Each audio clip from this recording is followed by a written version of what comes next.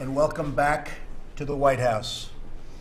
In particular, I want to thank Secretary Mattis and General Dunford for their incredible leadership and service. I also want to thank General Kelly and General McMaster for joining us this evening and for their dedication to this administration. They have been really spectacular, done a great job. It's wonderful to be with all of you again.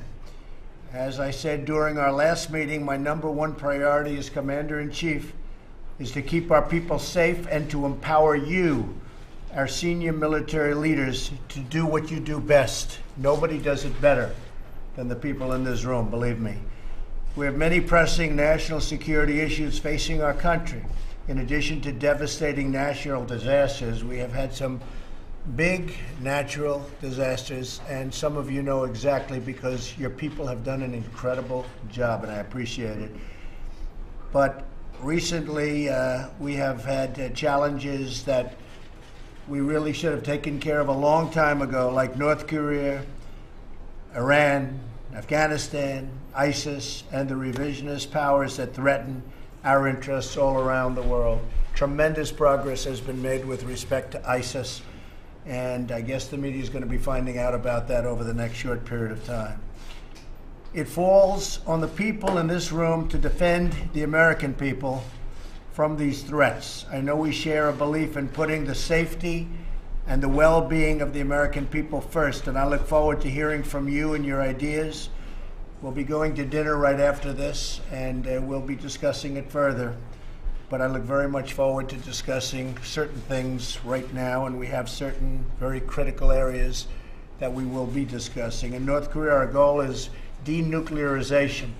We cannot allow this dictatorship to threaten our nation or our allies with unimaginable loss of life. We will do what we must do to prevent that from happening, and it will be done if necessary, believe me. In addition, we must not allow Iran to obtain nuclear weapons. The Iranian regime supports terrorism and exports violence, bloodshed, and chaos across the Middle East. That is why we must put an end to Iran's continued aggression and nuclear ambitions. They have not lived up to the spirit of their agreement, and we will be discussing that tonight. In Afghanistan, I have lifted restrictions and expanded authorities for commanders in the field. You know that very well, and everyone in this room is very happy that it's been done finally. We've made more progress in our campaign to defeat ISIS in the last 8 months than in many, many previous years, all combined. I put my trust in you to execute our mission aggressively and effectively, and you are delivering. We're ridding our world of terrorism and terrorists as much as it can be done.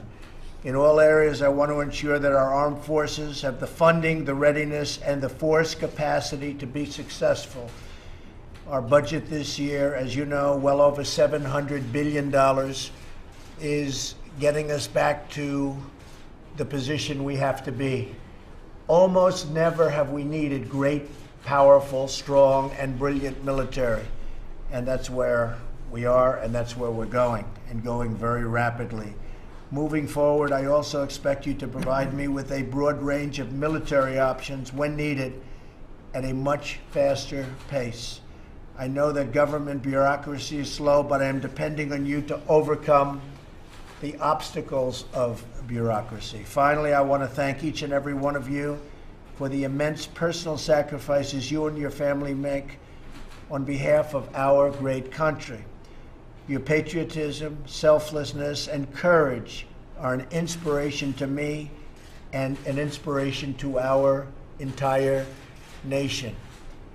I look forward to our discussion today, and I look especially forward to being with you and your spouses a little bit later, where we will have dinner, but I know we'll still be talking about what we all enjoy talking about. And perhaps our spouses have some better ideas than even we do, but I hope not. But I think that could be possible. So again, thank you all for being here. We appreciate it very much. And thank you all very much. I appreciate it. Should people be allowed to buy devices? We'll be looking into that over the next short period of time. We'll be looking into that over the next short period of time. Does the NRA announcement provide some affirmation of the need to make a change? Thank you, Bob. Thank you, Bob. Thank you all very much. Thank you. This is our answer. Thank you. You'll be hearing about Iran very shortly.